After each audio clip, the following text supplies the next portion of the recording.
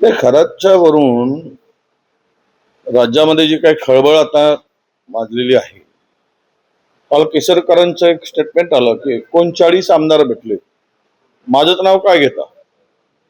याचा अर्थ तिकडे खराच्या या काळ्या कृत्याला पांघरून घालणारे किंवा त्यांना साथ देणारे, त्यांची पूजा करणारे, त्यांच्यावर श्रद्धा ठेवून देव मानणारे, भोंदूगिरीला चालना देणारे, भोंदूगिरीला प्रोत्साहन देणारे, अंधश्रद्धेचे पायमल्ली तुडवणारे हे 39 जे कोणी आमदार आहेत किंवा मोठे उच्च पदस्थ आहेत, त्यांच्यावर जादूटोणा प्रतिबंधक कायद्याअंतर्गत गुन्हे दाखल झाले पाहिजे. कारण यांनी कायदे बनवणारे कायदे मंडळातील लोकांनी जर कायद्याच्या विरुद्ध काम केलं असेल किंवा कायद्याच्या विरुद्ध वागत असतील तर तो गुन्ह्यास पात्र आहे. आणि त्यामुळे या सर्वांवर त्यातले जे जे सहभागी आहेत त्यांची नावं केसरकरांनी उघड केली पाहिजे. 39 जणांची यादी पब्लिश केली पाहिजेत केसरकरांनी आणि त्या सर्वांवर प्रतिबंधक म्हणजे जादूटोणा प्रतिबंधक कायद्याअंतर्गत, अंधश्रद्धा प्रतिबंधक कायद्याअंतर्गत त्यांच्यावर गुन्हे दाखल झाले पाहिजे. आता ही खराची वरात कुठपर्यंत जाते हे येणारा काळ सांगेल.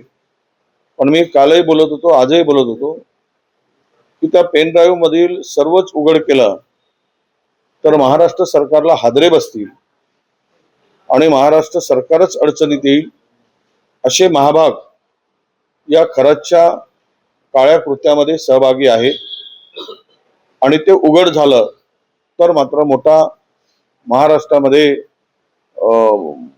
मला वाटतं की भूचाल होईल असं माझं मत आहे. अशोक खरात यांच्यावर कारवाई होत असताना दीपक केसरकर यांनी असं म्हटलं आहे की त्यांच्या कुटुंबाला काळजी वाटत नाही. काळजी वाटत आहे, कुटुंबाची काळजी केसरकर घेत असतील तर ते निश्चिम भक्त आहेत असं मी मानतो.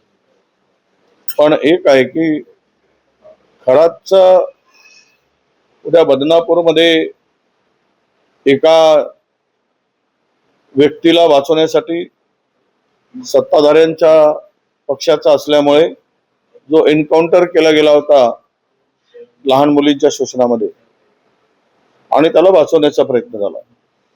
पुन्हा या मोठ्या माशांना वाचवण्यासाठी उद्या खरातचा बरं वाईट होईल, करतील आणि पुरावे नष्ट करतील. त्यामुळे कायद्याने खरातला शिक्षा दिली पाहिजे आणि खरातच्या या भोंदूगिरीमध्ये सहभागी असणाऱ्या सर्वांचं पितळ उघडं झालं पाहिजे. त्यामुळे कायद्याच्या चौकटीत राहून खरातला शिक्षा व्हावी, परंतु पुरावेच नष्ट करण्यासाठी उद्या खरातच ज्या एफएसटीचं झालं, 30 सेकंदामध्ये लाईट गेली आणि त्याचा मृतदेह आढळून आला, तर आपल्या महाराष्ट्रातील आणि भारतातील हा एक दुसरा एफएसटीनच आहे. एकूण जे प्रकरण उघडकीस येत आहे त्या एफएसटीचं जसं झालं तसं या एफएसटीचं होऊ नये म्हणून सरकारने त्या संदर्भात काळजी घेतली पाहिजे.